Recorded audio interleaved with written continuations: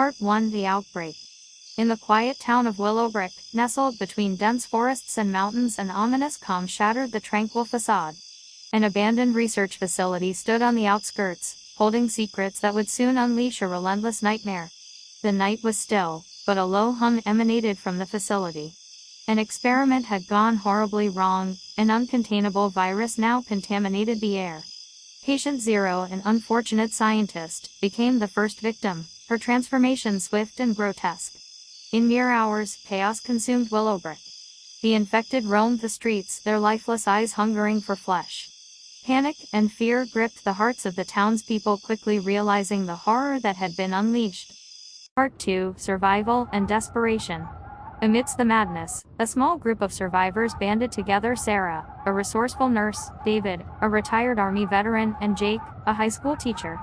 They sought refuge in the local school, fortifying it against the approaching tide of the undead. Their days turned into a grim routine of scavenging for supplies and fortifying their safe haven. The incessant moans of the infected echoed outside, a constant reminder of the danger that lurked. They rationed food, their hopes dwindling as communication with the outside world faded into static. As time passed, desperation grew. They yearned for answers, a way to end this nightmare. Sarah, driven by a desperate determination, suggested venturing to the research facility, the origin of this cataclysmic outbreak. They knew it was a perilous journey, but they had no other choice. Part 3: Final Stand. Armed with makeshift weapons and hearts filled with fear, they set out towards the research facility. The path was treacherous, the world an apocalyptic wasteland. They reached the facility, a grim fortress of concrete and steel. Inside, they discovered the gruesome reality, the aftermath of unholy experiments.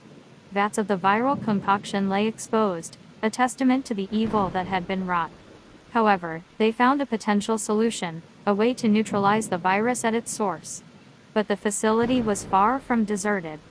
Hordes of the infected roamed the corridors, the stench of death filling the air. The survivors fought bravely, determination in their eyes. In the heart of the facility, they initiated the plan, sacrificing themselves to save the remnants of humanity. As the facility crumbled, so did the last bastion of the undead. The nightmare was over, but at a great cost. Willowbrick lay in ruins, its once peaceful streets stained with blood and sorrow. The survivors who had given their all stood at the precipice of a new beginning, hoping that this sacrifice would save others from the horrors they had endured.